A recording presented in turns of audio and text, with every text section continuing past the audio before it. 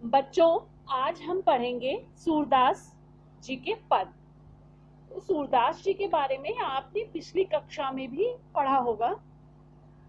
सूरदास जी का जन्म मथुरा के निकट हुआ था। उनका ऐसा मानना है कि वो जन्म से ही अंधे थे। हाँ, लेकिन इसके बावजूद भी उन्होंने कई महान ग्रंथों की रचना की और भगवान श्री कृष्ण के बहुत बड़े भक्त थे। उनके मेन मुख्य रूप से 3 ग्रंथ लिखे हुए जो हैं वो बहुत प्रसिद्ध हैं: सूर सागर, साहित्य लहरी और सूर सारावली।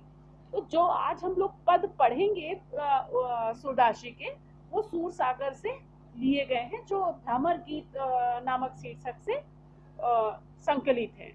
यहाँ पर ये है, इस पद में आप ये पढ़ेंगे हम लोग कि भगवान श्री कृष्ण जब नंद गांव से मथुरा चले गए थे, तो मथुरा जाने के बाद वो स्वयं लौट कर नहीं आए, बल्कि ऊधों के माध्यम से उन्होंने गोपियों के पास संदेश भेजा था और ये कहा, और गोपियों से आकर उन्होंने ये कहा कि आप लोग भगवान श्री कृष्ण को भूल जाएं और उसके बदले योग और निर्गुण ब्रह्म का वो करें, साधना। लेकिन उद्धव की इन बातों ने गोपियों की विरह वेदना को, यानी जो उनका दुख था, उसको शांत करने के बजाय उसको और बढ़ा दिया, क्योंकि गोपियां ज्ञान मार्ग की बजाय प्रेम मार्ग को अधिक पसंद करती थी। इसीलिए उनको भगवान श्री कृष्ण का ये ज्ञान और योग का संदेश पसंद नहीं आया। तो इस सूरदास जी के पद जो हम लोग अभी पढ़ने जा रहे हैं, इसमें ये गोपियां जो है उद्धव पर व्यंग करते हुए, ये कटाक्ष करते हुए कहती हैं। आइए हम लोग पढ़ते हैं सूरदास जी के पद। तो सूरदास जी के पद में सबसे पहले आपका है: उद्धव तुम हो अति बड़भागी, अपरस राहत स्नेह तगा तय नाहिन मन अनुरागी। यानी यहाँ पर गोपियां भगवान श्री कृष्ण के को लेके कह रही हैं उद्धव से कि हे उद्धव, तुम हो अति बड़भागी। अति माने यानी अत्यंत ही, बहुत ही ज्यादा बड़भागी, भाग्यवान कह लीजिए या भाग्यशाली, कि आप लोग बहुत ही उद्धव, तुम बहुत ही भाग्यशाली हो। अपरस राहत स्नेह तगा तय नाहिन मन अनुरागी। यानी अपरस मीन्स होता अछूता, किसी चीज के पास रहते हुए भी उससे दूर रहना। तो गोपियां कह रही हैं कि हे उद्धव, तुम बहुत भाग्यशाली हो जो भगवान श्री कृष्ण के पास रहकर भी अपरस राहत स्नेह तगा, अपरस माने अछूता और स्नेह तगा, तगा मीन्स बंधन है, नाहिन मन अनुरागी, यानी भगवान श्री कृष्ण के पास रहते हुए उनके प्रेम के बंधन में तुम नहीं बंधे हो। नाहिन मन अनुरागी, ना ही तुम उनके प्रेम में, तुम्हारा मन जो है वो डूबा है, यानी तुम उनके पास रहते हुए भी उनके स्नेह और प्रेम से वंचित हो। पुरैन पात राहत जल भीतर सारस देह न दागी। फिर आगे गोपियां कहती हैं कि हे उद्धव, पुरैन पात मीन्स कमल का पत्ता, तो दागी मीन्स दाग या धब्बा। तो कह रही है कि हे उद्धव, तुम कमल के उस पत्ते के समान हो। पुरैन पात, तुम कमल के उस पत्ते के समान हो जो कि रहत जल भीतर, जो कि जल के जल में तो रहता है ना। आपने देखा होगा तालाब में खिले हुए कमल के फूल, और पिक्चर में मैंने उसकी पिक भी देखी होगी, गूगल पे नहीं देखी तो सर्च कर लीजिए कि कमल का पत्ता जब भी होता तो पानी में तैरता रहता है, लेकिन कभी पानी में डूबता नहीं है। तो वही कह रहे हैं कि पुरैन पात रहत जल भीतर तारस देख न दागी। तुम उस कमल के पत्ते के समान हो जो रहता तो जल में है, बट कभी जल में डूबता नहीं है। ये उसी प्रकार तुम भगवान श्री कृष्ण के इतने समीप रहते हो, लेकिन फिर भी तुम कभी उनके प्रेम में डूबे नहीं, यानी तुम उनके प्रेम और स्नेह से वंचित हो, तुम्हें उनका प्रेम और स्नेह नहीं मिला। ज्यो जल माह तेल की गागरी, ज्यो जल माह माने में, जैसे ही अगर आप तेल की गागर को जल में डुबोएंगे, बूंद न ताको लागी, उस पर एक बूंद भी नहीं रुकेगी, है ना। तुरंत पानी, जिस पर अगर तेल की गागर है, उस पानी और तेल में भीगी है तो उसको पानी डालो, तुरंत पानी नीचे बह जाता है। तो ये कह रहे हैं कि उसी प्रकार, जिस प्रकार तेल की गागर को जल में भिगोने पर उस पर पानी की एक बूंद भी नहीं ठहर पाती है, ठीक उसी प्रकार तुम भगवान श्री कृष्ण के प्रेम रूपी नदी के साथ रहते हुए भी, है ना, कहते हैं ना, जो प्रीत नदी में पाँव न बोल रहे हो, दृष्टि न रूप परागी। तो जिस प्रकार तेल की गागर जल में डुबोते हैं और पानी एक बूंद उस पर नहीं रुक पाती, उसी प्रकार तुम भगवान श्री कृष्ण के प्रेम रूपी नदी के समीप तो हो, है ना, और उस नदी में यानी प्रेम रूपी नदी में, भगवान श्री कृष्ण के प्रेम रूपी नदी में स्नान यानी नहाने की बात तो दूर, तुम पर भगवान कृष्ण के प्रेम की एक छींट भी नहीं पड़ी। दृष्टि न रूप परागी, एक भी भगवान श्री कृष्ण की स्नेह भरी दृष्टि तुम पर नहीं पड़ी। सूरदास अबला हम भोरी गुर चाटी ज्यों लागे। यहाँ पर गोपियां, सूरदास जी अंतिम पंक्ति में कह रहे हैं कि गोपियां अपने आप को कहती है कि हे उद्धव, आप भले ही भगवान श्री कृष्ण के समीप रहते हुए उनके स्नेह प्रेम से वंचित हो, है ना, क्योंकि आप लोग बहुत विद्वान हैं, इसलिए भगवान श्री कृष्ण के प्रेम में आप नहीं रहेंगे, लेकिन अबला हम बोली, बोली मीन्स बोली, हम सब बोली, गोपियां जो है बोली भाली हैं, इसलिए हम उनके प्रेम के प्रति ठीक वैसे ही आकर्षित हैं जैसे कि गुड़ चाटी ज्यों लागी। जिस प्रकार चींटी गुड़ में लिपट जाती है, उसी प्रकार हम लोग भी भगवान श्री कृष्ण के प्रेम में मग्न हैं। अब आप वैसे भी कोई मीठी चीज रख दीजिए, चीनी है, बताशे हैं, गुड़ है, रख दीजिए, थोड़ी देर बाद देखिए उसमें चींटियां लग जाती है। तो वही कह रही है कि गोपियां कह रही जैसे चींटी गुड़ के प्रति आकर्षित होती है, गुड़ देख लीजिए तुरंत चींटियां आ जाती हैं, हम भी वैसे ही श्री कृष्ण के प्रेम में मग्न हैं। फिर नेक्स्ट आपका है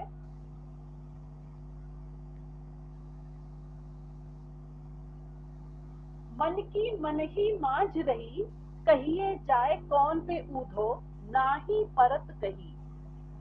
इन पंक्तियों में गोपियां कह रही हैं कि उनके मन में बहुत सी बात थी जो वो भगवान श्री कृष्ण से कहना चाहती थी, लेकिन मन की बात मन ही मांझ रही, मन की बात मन में ही रह गई। कहिए जाए कौन पे ऊधो, ना ही परत कही। वो कह रही है कि भगवान श्री कृष्ण से बहुत कुछ कहना चाहते थे, लेकिन अब हम उनसे कुछ भी नहीं कह पाएंगे। क्यों? क्योंकि उन्होंने स्वयं न आ करके आपके माध्यम से योग और ज्ञान का संदेश भेजा है। अवध आसार आस आवन की, तन मन बिथा सही। बिथा मीन्स यहाँ पर व्यथा यानी दुख। अवधि आसार, आसार मीन्स होता है कि आने का उम्मीद थी, आसार माने उम्मीद, है ना, आस उम्मीद, तो कहते उनके आने की, आवन यानी आने की, हमें ये उम्मीद थी कि भगवान श्री कृष्ण एक न एक दिन आएंगे और उनसे हम अपने मन की बात कहेंगे, है ना, जिससे हमें भगवान श्री कृष्ण के दर्शन भी मिलेंगे और उनसे हम अपने मन की बात भी कह पाएंगे। और उनके आने की उम्मीद में ही तन मन बिथा सही, जो हमारा बिथा यानी व्यथा यानी दुख, जो हम हमारा तन मन का जो दुख है, हम इसी उम्मीद में जी रहे थे कि एक दिन भगवान श्री कृष्ण आएंगे तो हम उनसे उनका दर्शन करके अपने मन की बात उनसे कहेंगे और हमारा दुख जो है एक दूर हो जाएगा। अब इन जोग संदेशन सुनी सुनी विरहन विरह दही, है ना, विरहीन माने हम लोग वियोग यानी वियोग में जीने वाले, और विरह दही माने हम विरह के अग्नि में जल रहे हैं। तो गोपियां कहें कि हे उद्धव, लेकिन अब हमें क्या करना है कि हम भगवान श्री कृष्ण को उनको जो हमें संदेश देना है, हम किसी और के जरिए उनको संदेश नहीं भेज सकते हैं, है ना। जो बात हमें कहनी है वो सिर्फ और सिर्फ हम अपने भगवान श्री कृष्ण से ही कह सकते हैं, और इतने समय से उनके लौट कर आने की उम्मीद हमें थी, और इसी प्रकार हम अपने दुख को जी रहे थे कि वो एक दिन आएंगे तो हमारे सारे दुख दूर हो जाएंगे। अब इन जोग संदेशन सुनी सुनी विरहन विरह दही, यानी परंतु अब भगवान श्री कृष्ण जो है हमारे लिए उन्होंने योग और ज्ञान का संदेश भेजा है ना। अब इन जोग संदेशन सुनी सुनी, या भगवान श्री कृष्ण जो हमारे लिए योग और ज्ञान का संदेश भेजा है, इसको सुन सुनकर विरहीन हम वियोग में जीने वाले गोपियों का विरह दही, जो विरह अग्नि है वो और जो है वो और भड़क उठी की यानी हमारा दुख जो विरह यानी दुख जो है हमारा दही माने बढ़ गया है, यानी हमारा दुख जो है और अधिक बढ़ गया है आपके इन योग संदेश को सुनकर। चाहत होती गुहार जीतह से पुरते धार बही। फिर कह रही गोपियां कि चाहत होती गुहार, गुहार माने पुकारना बुलाना, कि जब कोई दुख में होता है परेशान होता है तो चाहत होती गुहार, गुहार माने बुलाने जीता है, जीता है माने उन्हीं को, उनको बुलाते हैं जो हमारे रक्षक होते हैं। जब हम तकलीफ में दुख में होते हैं तो उन्हीं को बुलाते हैं जो हमारे दुख दूर करने के लिए दुख दूर करते हैं। उरते धार बही, लेकिन अब हम क्या करें, क्यों? क्योंकि हमारे जो रक्षक है आज वही हमारे दुख का कारण है। उतते धार बही मतलब वही हमारे दुख का कारण है। सूरदास अब धीर धरई क्यों मर्यादा ना लही। अंतिम पंक्तियों में सूरदास जी कह रहे हैं कि गोपियां कह रही हैं कि हे उद्धव अब धीर धरई क्यों। अब जब भगवान श्री कृष्ण के लौट कर आने की कोई उम्मीद ही नहीं है, हमारा जो एकमात्र सहारा था कि वो एक दिन आएंगे हमारे दुखों को दूर करेंगे, तो वो भी अब नहीं आएंगे और उन्होंने आने के बदले योग का संदेश भेजा है, तो अब धीर धरई क्यों। हे उद्धव हम धीरज क्यों धरें और कैसे रखें, क्योंकि हमारा एकमात्र जो सहारा था वो भी हमसे दूर हो गया, क्यों मर्यादा ना लही। गोपियां कह रही कि हे उद्धव भगवान श्री कृष्ण ने प्रेम की मर्यादा नहीं रखी, क्यों? क्योंकि प्रेम की मर्यादा है कि प्रेम के बदले प्रेम ही दिया जाए, यानी अगर कोई हमसे प्रेम कर रहा है तो हमें भी उसको प्रेम करना चाहिए। अब माँ अपने बच्चे को प्यार कर रही है तो हमें है ना, तो बच्चा भी माँ को, बच्चे को चाहिए माँ को सम्मान दे प्यार करे। तो वही कह रहे हैं कि हम मर्यादा यही कहती है कि प्रेम के बदले प्रेम दिया जाए, बट लेकिन भगवान श्री कृष्ण ने प्रेम की मर्यादा का उल्लंघन किया है, क्यों? क्योंकि प्रेम की मर्यादा ये कहती है कि प्रेम के बदले प्रेम दिया जाए, लेकिन भगवान श्री कृष्ण ने हमारे साथ छल किया है, उन्होंने मर्यादा का उल्लंघन किया है, हमें प्रेम के बदले योग और ज्ञान का संदेश दिया है जो हमको बिल्कुल भी नहीं भाता है। फिर नेक्स्ट है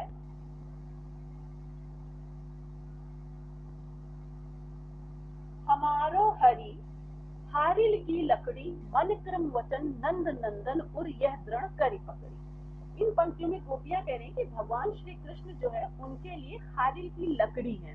हारिल एक पक्षी होता है ना, वो लकड़ी के टुकड़े को अपने पंजों में हमेशा पकड़े रहता है और उसको मानता है कि जब तक ये हमारे पंजे में है तब तक मैं जीवित हूँ, यानी वो अपने लकड़ी को जीने का सहारा मानता है। उसी प्रकार भगवान श्री कृष्ण भी हमारे जीने का एकमात्र आधार है। मन क्रम वचन नंद नंदन और यह दृढ़ कर पकड़े। हम लोगों ने मन क्रम और वचन से नंद बाबा के बेटे भगवान श्री कृष्ण को माने अपने हृदय में बसाया है, उनको अपने दिल में स्थान दिया है। यह दृढ़ कर पकड़ी, और ये हम लोग का दृढ़ता से और दृढ़ता से हमने अपने मन में बसा रखा है। ऐसा नहीं कि आज भगवान श्री कृष्ण की प्रेम में हम उनकी छवि अपने मन में बसा रखी, कल को हम उनको भूल जाए, नहीं, हमने बहुत दृढ़ता पूर्वक बहुत मजबूती से उनको अपने हृदय में बसा रखा है। जागत सोवत स्वप्न दिवस नित कान्ह कान्ह जगरी, है ना, कह रहे हैं यहाँ पर कि जगरी माने रटते रहते हैं, नाम जपते रहते हैं। जागत जागते, सोवत सोते, स्वप्न यानी स्वप्न में, दिवस दिन में, नित रात में, यानी जागते सोते उठते बैठते हम लोग दिन रात हमारे शरीर का रोम रोम करे कि कान्हा कान्हा, यानी भगवान श्री कृष्ण की जगरी, यानी रटते रहते हैं, जपते रहते हैं। सुनत लोग जोग लागत है ऐसो जो करुई ककड़ी। हे उद्धव तुम जो ये योग का संदेश लेकर आए हो, ये हमें ऐसा लगता है जैसे कड़वी सी ककड़ी। जब हम ककड़ी खा रहे होते हैं तो जैसे मान लीजिए कोई कड़वा हिस्सा उसके मुंह में आ गया तो एकदम से मुंह पूरा स्वाद बेकार हो जाता, थूक देते। तो उसी प्रकार गोपियां कह रही है कि हे उद्धव तुम ये जो योग का संदेश लेके आ रहे हो ये हमारे लिए कड़वी ककड़ी की समारोह, ये हमको बिल्कुल भी नहीं भा रहा है। हम गोपियों को तो भगवान श्री कृष्ण का प्रेम का रोग लग चुका है। अब हम आपके कहने पर योग का रोग नहीं लगा सकते। यानी हम आपका ये योग और जो निर्गुण ब्रह्म का उपदेश लेकर आए हैं ये हम नहीं कर सकते हैं, क्योंकि सुत और व्याधि हमको ले आए। हे उद्धव, जो आप ये योग का संदेश लेकर आए हैं ये हमारे लिए व्याधि नहीं, दुख है, कष्ट है। यानी हमारे दुख को, जो विरह के अग्नि जल रहे हैं वो हमारे, जो आप ये योग का संदेश तो लेकर आए हैं, है ना, तो ये हमारे लिए व्याधि यानी दुख है। आप जो योग का संदेश लाए हैं ये हमारे लिए दुख है, हमारे दुख को और बढ़ाने वाला है। देखी सुनी ना करी, और क्योंकि आप जो ये योग का संदेश लाए हैं ये हम नहीं अपना सकते। क्यों? क्योंकि हमने देखी सुनी ना करी, हमने इसके बारे में कभी ना सुना है, ना देखा है, ना ही कभी इसको अपनाया है। यह तो सूर्य की नहीं ले सौंपो जिनके मन चकरी। फिर अंतिम पंक्तियों में सूरदास जी कह रहे हैं कि गोपियां कहती हैं कि हे उद्धव, आप ये जो योग का संदेश लाए हैं ये उन्हें जाकर सौंपो जिनके मन चकरी। चकरी मीन्स चंचल, जिनका मन जो है चंचल हो। यानी आज हमारे मन में किसी और की छवि है, कल को किसी और की, परसों किसी और की, लेकिन ऐसा नहीं है। हमारा मन तो पहले ही कहीं और लग चुका है। यानी हमारा मन भगवान श्री कृष्ण के अलावा किसी और के बारे में सोच भी नहीं सकता है। तो हे उद्धव, हम आपके योग और ज्ञान के संदेश को नहीं अपना सकते।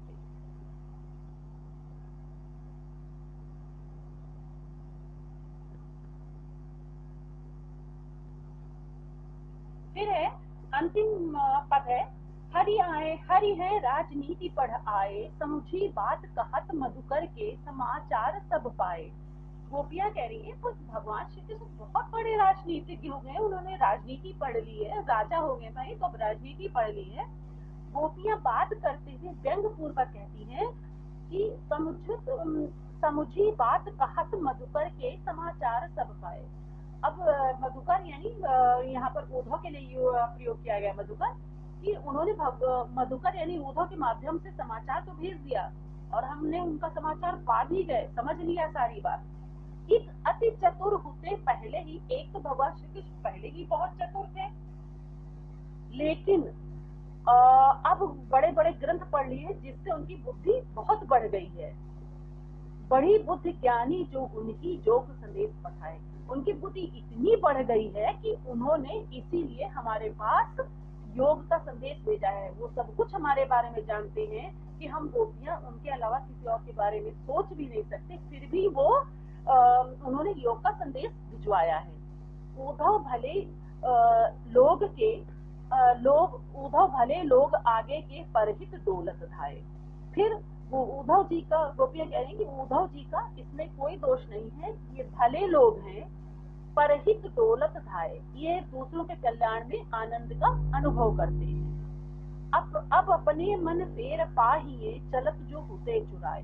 फिर गोपियां उद्धव से कहती हैं कि आप जाकर भगवान श्री कृष्ण से कहिएगा कि एक ही मन था हमारे पास, तो चलत जो होते चुराए, जो कि मथुरा जाते वक्त आप अपने साथ ले गए हैं, और ये हमारा मन वापस कर दीजिए। जे क्यों अनीत करें आपुन, और जे और अनीत छुड़ाए। जे और अनीत माने अत्याचार, जो कि अत्याचारियों को दंड देने के लिए मथुरा गए हैं, ते क्यों अनीत करें, वे स्वयं ही हमारे साथ यानी हम लोगों के साथ अत्याचार कर रहे हैं, है ना। और फिर गोपियां कह रही हैं कि आप उनसे कहिएगा कि राजधर्म तो यह सूर जो प्रजा न जागता है। अंतिम पंक्तियों में सूरदास जी कह रहे हैं कि गोपियां कह रही हैं कि हे उद्धव, भगवान श्री कृष्ण से कहिएगा कि राजा का धर्म तो यही है, यही कहता है कि हमेशा वो प्रजा के हित का ख्याल रखे, उन्हें किसी प्रकार का कष्ट न पहुंचाए, जो प्रजा न जा ही सकाए, जो प्रजा को किसी प्रकार का कष्ट न दे, उन्हें कष्ट न पहुंचाए, और यही राजधर्म है। इस प्रकार भगवान श्री कृष्ण, आपने पूरे पद में ये पढ़ा कि भगवान श्री कृष्ण के द्वारा जो है भेजे गए योग संदेश को गोपियों ने बिल्कुल नकार दिया, यानी उसे मानने से इनकार कर दिया और उनको वापस भेज दिया। और उनसे कहते हैं कि जाकर भगवान श्री कृष्ण कह देना कि हमारा मन जो एक ही मन है, जो उनके पास है, है ना, और हम लोग भगवान श्री कृष्ण के अलावा कुछ किसी और के बारे में नहीं सोच सकते। तो ये हो गया हमारा सूरदास जी का पद कंप्लीट। ओके, धन्यवाद।